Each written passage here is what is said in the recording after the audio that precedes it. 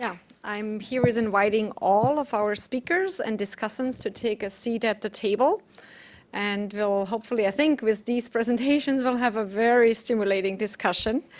I've learned about the sixth extinction, and I guess we all hope that we are not moving towards the seventh extinction, which sounds like that's the human one. And it was interesting to see where people were voting for and were not voting for. I think when we saw, do we want to produce more food, everyone was waiting for something more, do we want to improve nutrition? But the rest was more on the environment. Anyway, very exciting, very interesting. I'd like to take the questions that Jim already answered to the rest of the panel. So we've seen how a food systems approach opens the space for investment, the space of interventions.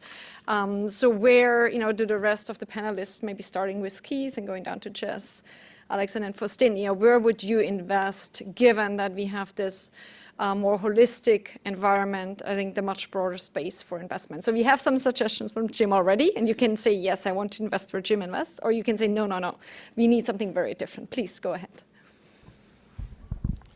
Well, I like the suggestions that Jim made a lot, accountability, policy environment, and to go a little bit farther with the policy environment.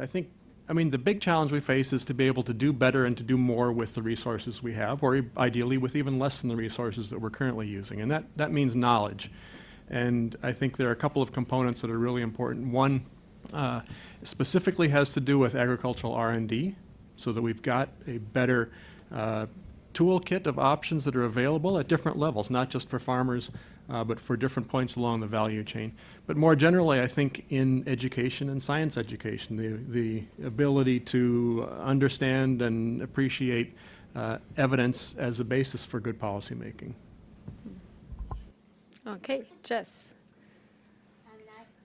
Of course, I think you all know what I'm going to say, but I mean, to me, an area that's very neglected, and we can talk about it a bit with even the COP, is this whole demand side. So I would invest in the knowledge and more of the consumer side of dealing with issues of food waste, dealing with the moral obligation for high-income countries to really try to reduce their high-carbon diets. Whereas we know that in a lot of low-income settings, people don't get enough animal source food. So there's this huge inequity on the consumption and demand side of our current diets, which is really shaping the supply side. So it's really a bit what you had talked about with this mutual accountability. If there's a huge demand for a lot of high-carbon foods, supply is going to try to answer to that. So to me, it would really be on the demand side of how do you get to an ethically sustainable range of animal source foods across the planet, particularly high-income countries or high meat-consuming countries, and then the food waste issue. I had never thought about accountability, I must confess. And actually, I find it extremely important and fascinating. Where I would invest, if I had to choose only one thing, it would be creating capacity. I think that the number of concepts, the number of tools that are around the research community, the international communities, and how they translate down to the stakeholders. It's to see that in action. I was in Maputo last week and see how this idea of climate-smart agriculture, how it is received by people.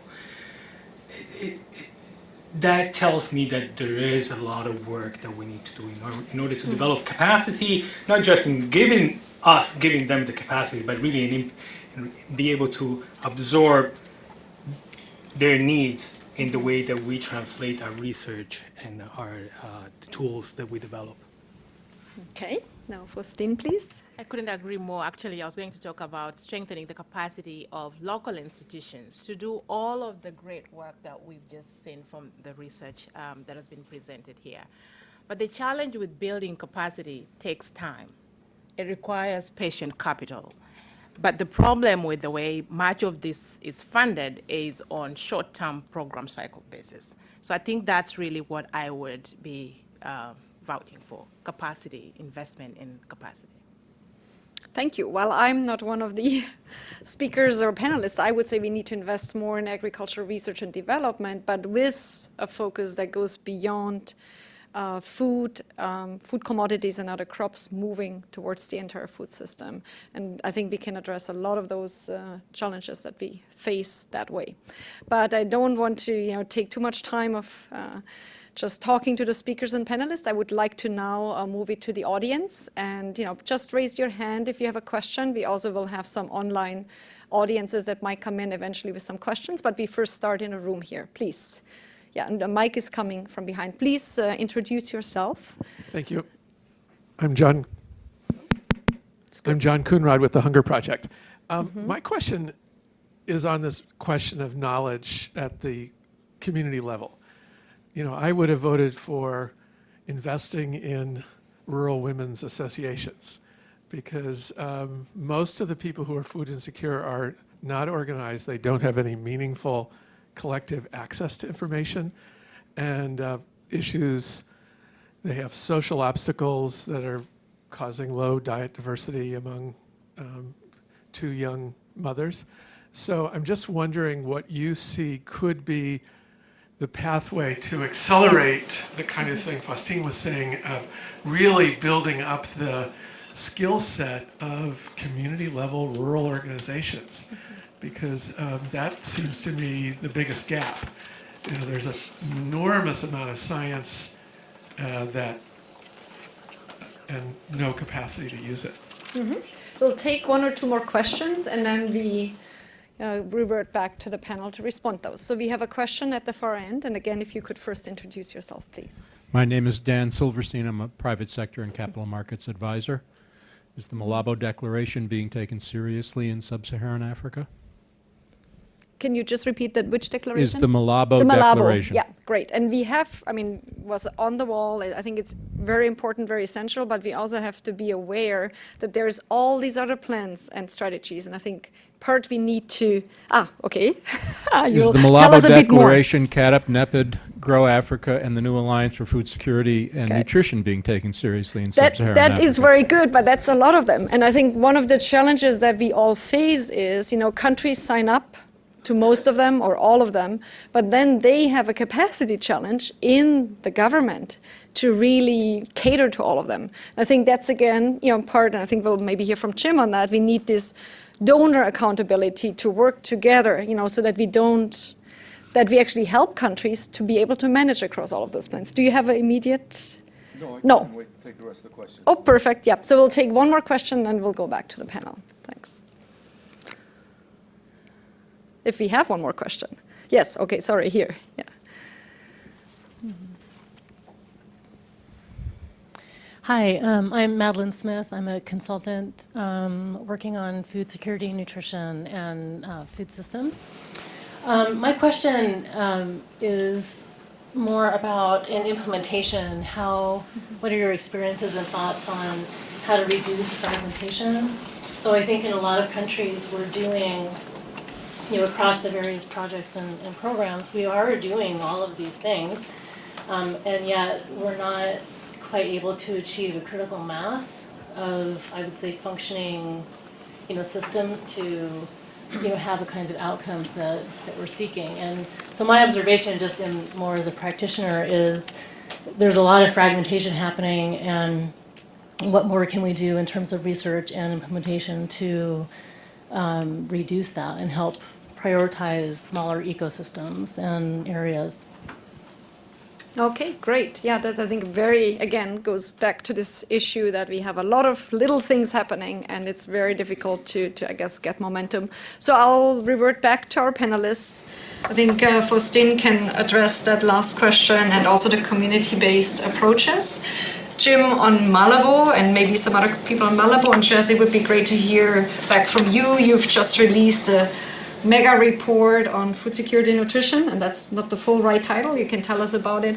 And again, so what have you learned there on the implementation side?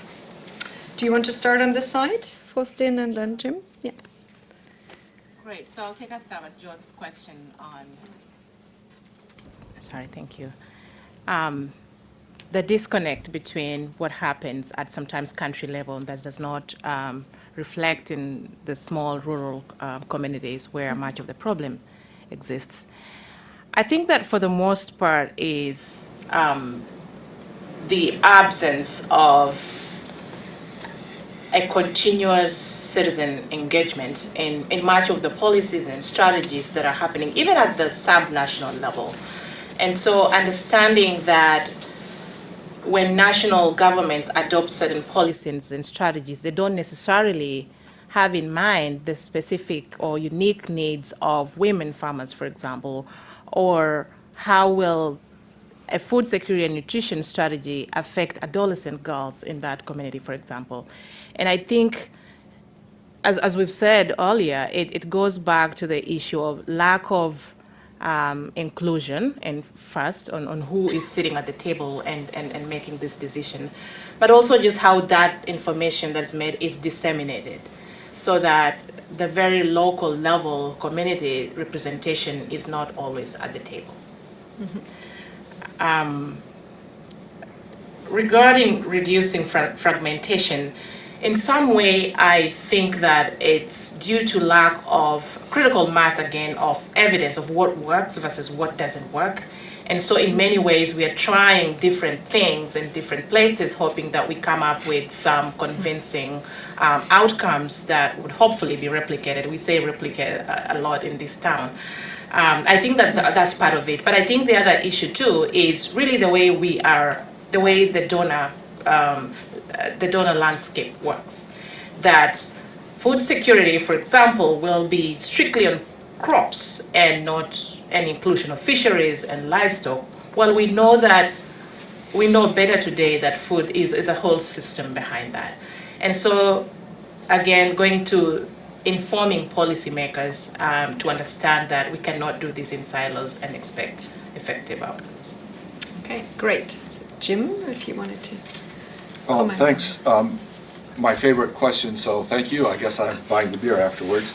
Maybe you did already before, who knows? So the short answer to the Malabo question, Dan, is yes, but. So the biennial review that is currently underway is a report on the country implementation of the Malabo processes. The report is being taken very seriously. Countries want very much to put their best foot forward to saying they are implementing Malabo. As of last week, 45 or 46 countries had turned in their reports out of 55 throughout the continent. So the countries are taking this very seriously.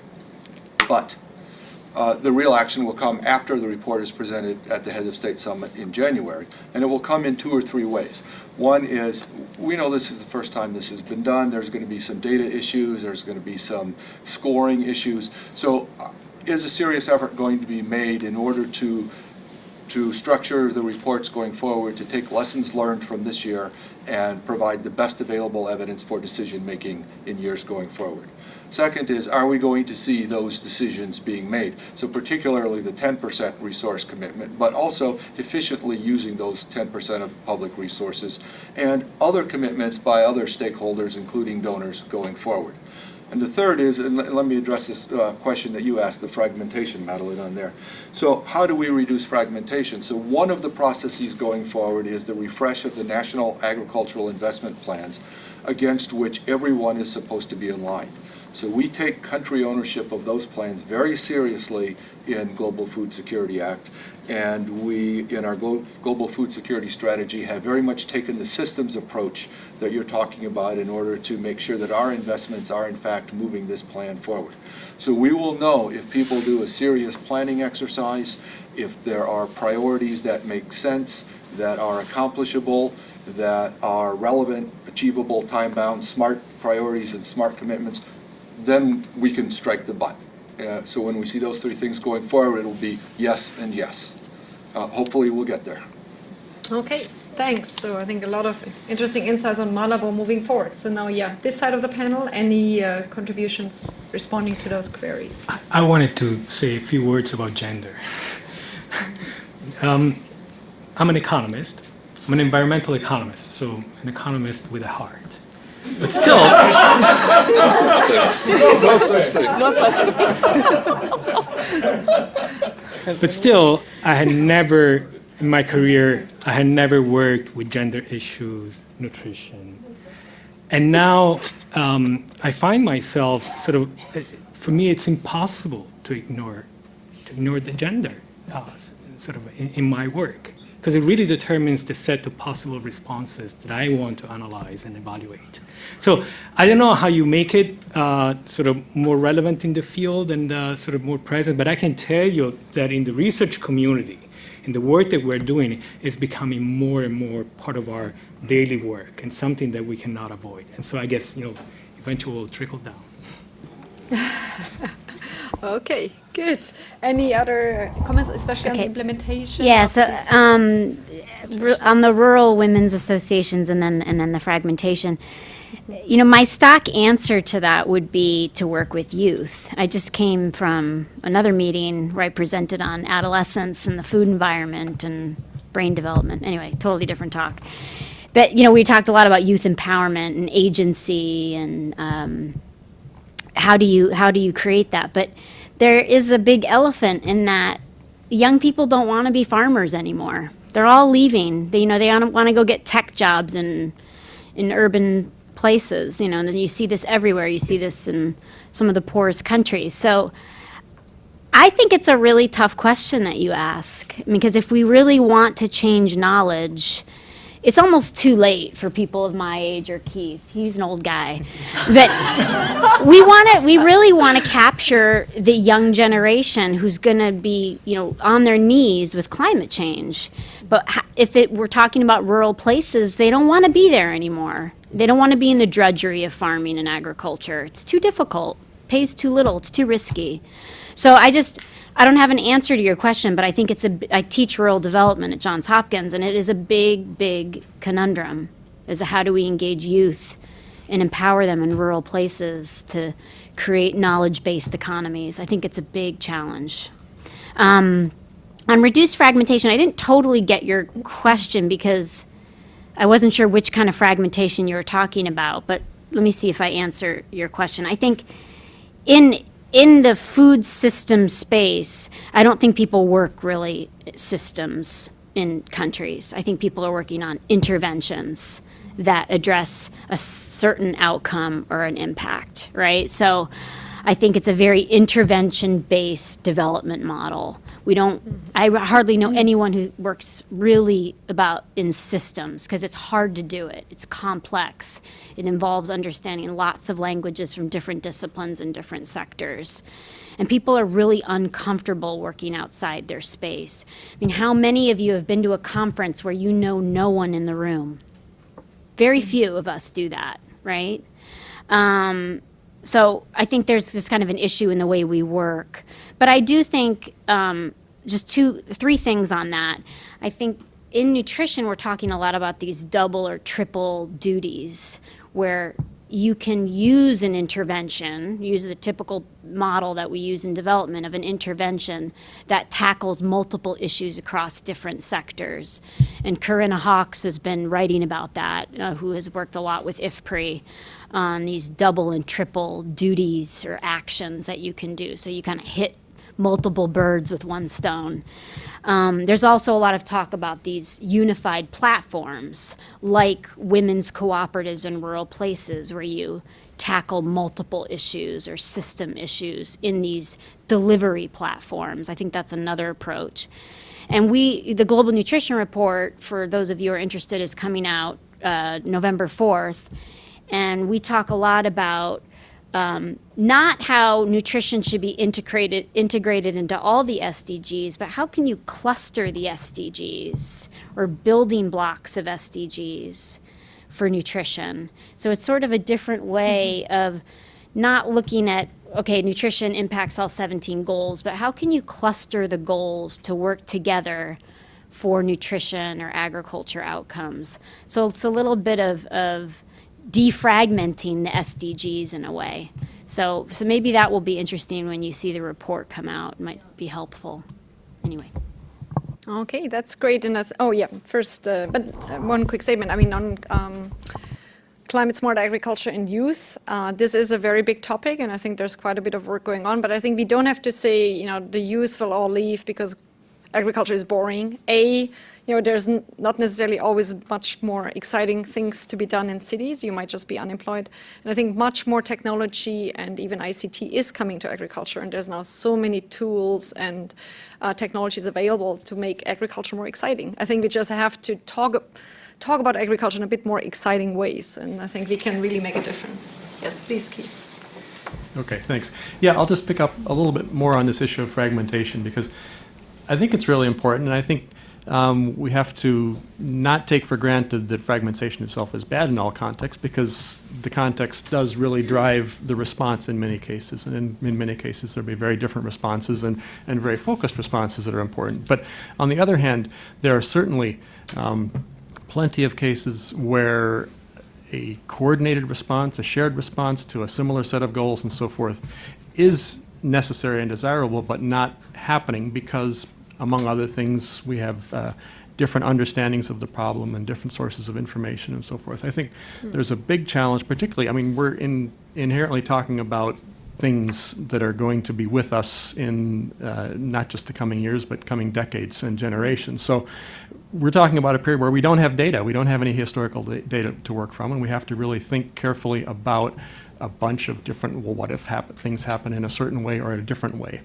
And it's a really challenging area. I think we're making progress in terms of developing a better shared understanding of what those big challenges are, but we have a long way to go. A lot of that discussion and comparison happens at a technical level and is not yet effectively communicated in a policy environment where it can really be acted upon. I think that's something that we have to pay more attention to as well.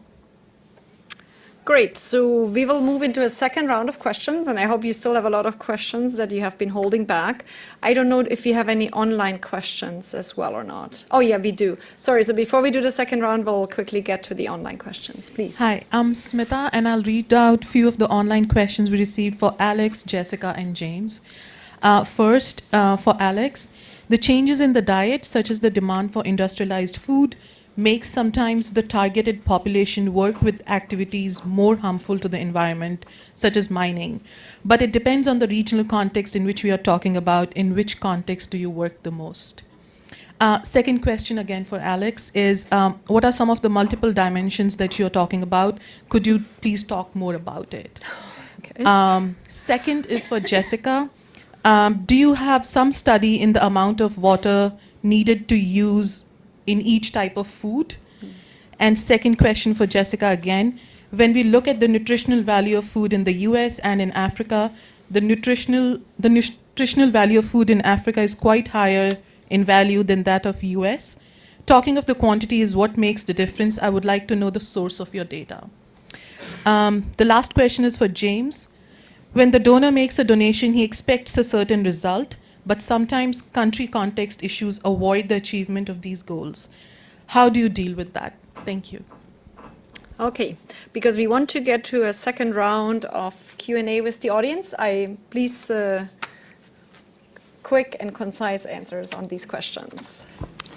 Alex. Okay, I'm not sure I understand exactly what the question about multiple dimension is, but it's sort of the concept of climate smart agriculture is by definition sort of a multi-objective exercise. So it looks at multiple dimensions in which you evaluate, your either your production at the field level or your policy. So in there, you already have 3 dimensions on which you have to sort of take into consideration and consider the trade-offs. But even inside, say, the concept of resilience, for instance, resilience isn't one thing. It is comprised of many different components that need to be sort of considered in order to try to understand if a particular action has a positive effect on resilience. So these are the dimensions that I normally might sort of talk about it sometimes. And this is the value, I think, of climate smart agriculture, is this idea of not focusing on one single objective, which generally ends up being productivity, but it's considering these other pillars that I think become more important. Great. Jess? So on the water needed for different crops, obviously this is very dependent on where you grow the food and the whole life cycle assessment of specific crops. We did an interesting study looking at the Mediterranean diet, which many tout as being more environmentally sound.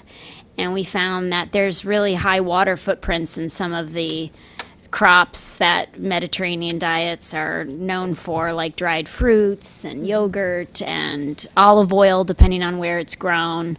So it totally depends on the water footprint. Obviously, beef has a very high water footprint, but it really depends on the life cycle assessment of what kind of crop you're talking about, where it's grown, how it's grown. On the nutritional value of U.S. versus African crops, I'm not sure I completely agree with that. It really depends, again, on which food you're talking about and where it's grown. There's a lot of agronomic factors that go into the nutritional composition of specific crops, as well as the nutritional composition of different varieties within species.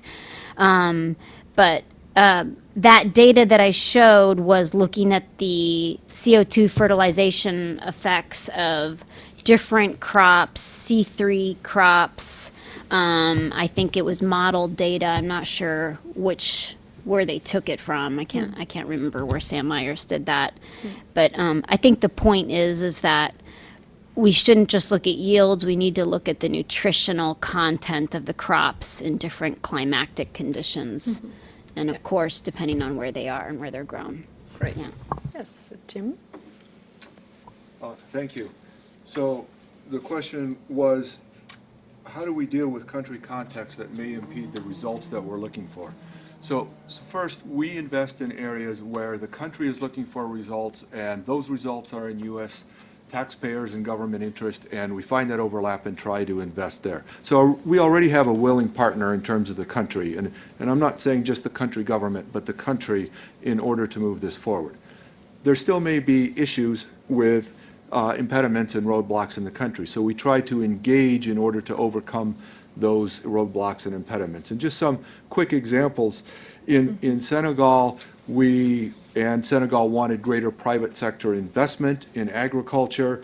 Senegal's mutual accountability process, which basically didn't exist 3 or 4 years ago, this past year was led by the private sector in order to understand what were the private sector impediments that they recognized to greater investment.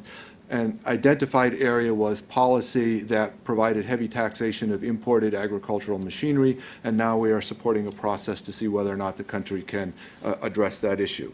In Uganda, farmers' organizations could not provide credit to their members because they were not legally allowed to register as fiduciary organizations. An approach was taken, that law was passed, the issue was solved. It's not to say that's all the issues there, but that was one issue that was solved. And so we do have these examples where working with the country, providing them the capacity. For women's organizations, capacity building is a critical component of having them engage and asking government for what they need, recognizing what they need and how to ask government for it. We spend it's never sufficient, but a significant amount of time and resources trying to build capacity of women's and other smallholder organizations. So there's always going to be a challenge out there, and we try to turn it into an opportunity and invest to take advantage of that opportunity. Great. So now we'll go back to the room for the last 1 or 2 questions, please. I think Frank had his hand up, and please, if you could also, again, introduce yourself. Sure, yeah, I'm Frank Place here with the Policies, Institutions, and Markets program at IFPRI. So I wanted to come back to the title about Can We Have It All? So I was wondering if you had some examples where some countries were actually explicitly, showing that they want to have it all and are actively taking some steps and could be leaders for others to follow, if you had some examples. Yeah, I think that's a great question. If we don't have any other question, okay. So very quickly, and 2 more, but yeah, very quickly. Oh, it doesn't matter, yeah. Rajul first, because you're already here, and then we'll go back. Thank you. I'm Rajul Pandya-Loch. I also want to pick up on the title for a moment, because I was wondering, can we have it all? Who is the we that will have it, in the sense that in terms of inequality issues, in terms of differences. But the most serious questions are partly directed to Jess, but anybody else who wants to respond. When I look at climate resilience, sustainable food systems, and healthy diets, I think of two things also. I think about health shocks when you think about resilience to shocks, and I worry that health shocks are going to become bigger and bigger as we go down the road in terms of consequences of poor diets, and not just obesity, but non-communicable diseases and the like. And related to that, I also think about where is clean drinking water in this equation, and how does that tie in terms of investments that we have to make. When we think about investments, I also wonder, are we making the sufficient investments in clean drinking water that is not delivered in plastic bottles only? Thank you. Okay. I don't know if the last, if you can, 20-second question? No. Yes? Hi, my name is Frida. I'm working at the Africa Agriculture Policy Unit at the World Bank. Actually, I have three rather complex things, so I don't know how to prioritize this. I can just ask them really quickly, and then you can decide what you take. So one is the issue of access to food rather than availability. So I think we still have this kind of fix on productivity, even though we all know that sufficient food is being produced globally. It's more of an access or distribution kind of thing. So maybe how can we move towards distributional justice and these kind of discussions rather than focusing on increasing productivity no matter what. The second is the issue of land rights and registration. I think in all of these discussions we talk way too little about the issue of land. So on the one hand we say that tenure insecurity is a barrier to agriculture investment, but also we have land speculation and land grabbing and all these issues. So how can we include the issue of land more into this holistic discussion? And the third one, I'm really sorry, is about the landscape approach. So when we talk about holistic aspects and accountability, stakeholder inclusion, and so on, this is an obvious approach that comes to my mind. But even in the CSA debate and so on, it's kind of hanging there, but we don't really tackle it. So how can we maybe upscale this approach, which would be one way to, achieve multiple SDGs? Yeah, perfect. Okay, those are three extremely simple questions. And because I'm saying that because we have the best panel ever, and they'll be able to wrap this up in 1 minute each, and they'll tell us at the same time the message they want to leave with the COP negotiators. Thank you. We start again from Keith, please. Sorry, I don't even have a chance to think about that. Let me just pick up on these two of the last three questions here on the access and the land rights. I agree, those are really critical. We tend to focus very much on production. We tend to focus very much on staple foods. We tend to focus very much on the supply side of things. But as you say, access is really the critical issue. We are starting to do better at looking at that on a global scale. There's certainly a lot of work on that at a more micro scale. But integrating impacts on or the effects of income change as well as the effects of changes in prices and so forth on access, again, not just to the staples, but to fruits and vegetables and to higher value foods and to nutritional diets and so forth is really critical. And the land rights question and more generally the question of access and rights to resources, not only for men but for women. I mean, those are critical dimensions that again are very difficult to incorporate at a global scale, but we know are fundamentally important. It's not just about establishing individual rights or private property rights, but transparency in rights, whether they're collective or individual or state rights or whatever. But transparency in how land is held, how different land rights are distributed and allocated. As you say, in some cases it's a matter of land being available but allocated in non-transparent means to large investments that have very focused beneficiaries, but not to local beneficiaries. So from my own perspective, looking in terms of large-scale global models, it's a very difficult thing to incorporate, but that's why it has to be complemented with analyses at different scales. So 3 words, the message for COP23 negotiators. Don't forget food and agriculture, 5 words. Okay, it's good. It's one way of putting 3 words together. Jess, please. Okay, completely agree with you on the access to food is the other model of not just increasing yields, but how do we have better distribution of what's available, and not only economic access to food, but physical access to food. There's so many places, even in the United States, you go to Baltimore an hour away, and you go to low-income countries, and there's no place to get food. It's except the liquor store behind bulletproof glass. On your question on the shocks, it's a great question. I mean, we're dealing with a massive burden of malnutrition. I mean, 2 billion people are overweight or obese. That is just going to cripple health systems, societal issues, economic issues, right? And I think the interesting thing, if you think about systems kind of shock each other. I mean, a great example is there was a shock to the health system, that being Ebola, and that completely crippled the food system of Liberia because no one could go work on the palm oil fields.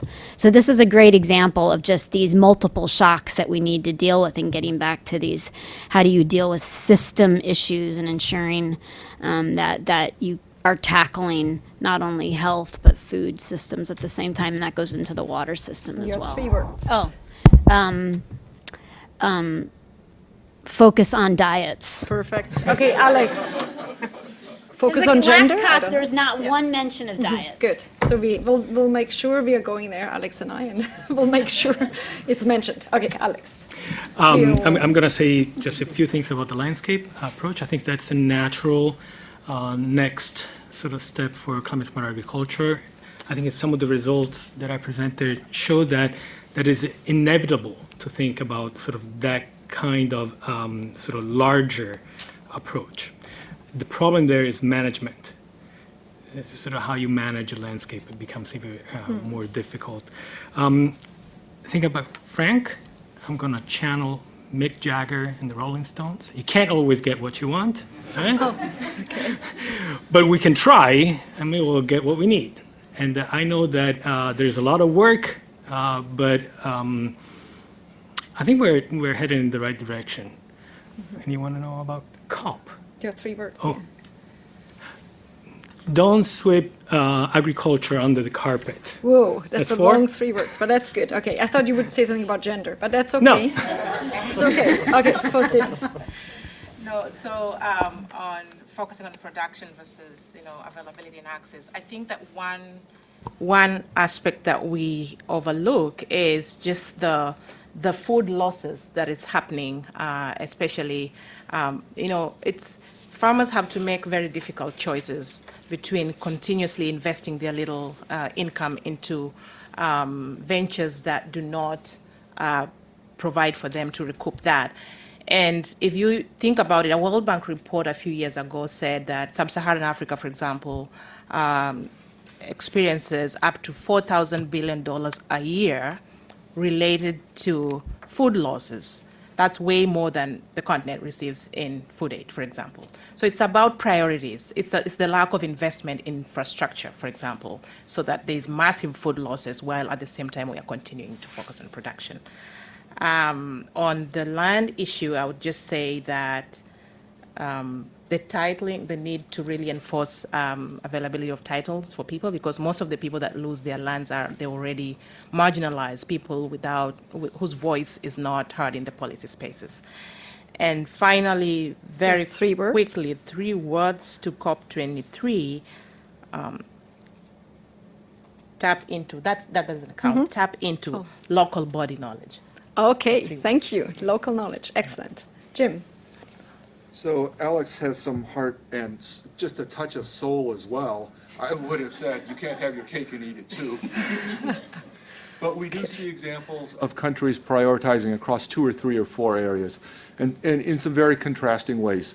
So Brazil, large-scale agriculture, large reductions in poverty, large food production, major exporter, driving a major economy, but ecological issues.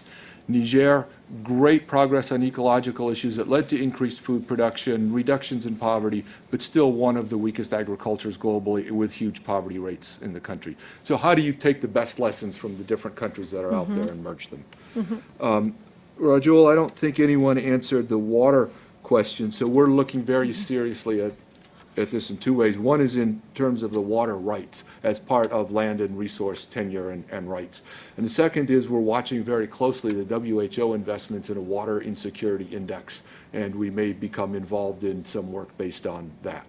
So it's going to be a critical issue going forward.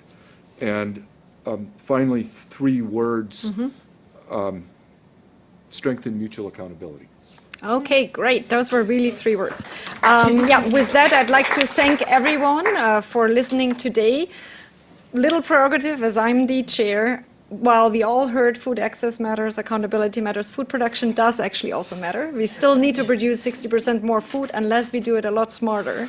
And if you do it a lot smarter, we'll probably have to produce 40% more food. So don't completely forget it. All the other points matter as well. But thanks so much for everyone again, and I hope you follow additional events that IFPRI and other partners have leading up to COP, during COP, and of course, the accountability. We need to see a change in behavior, a change in investment after COP, now into the future, because the stability of investment is what counts. Thank you very much again to everyone.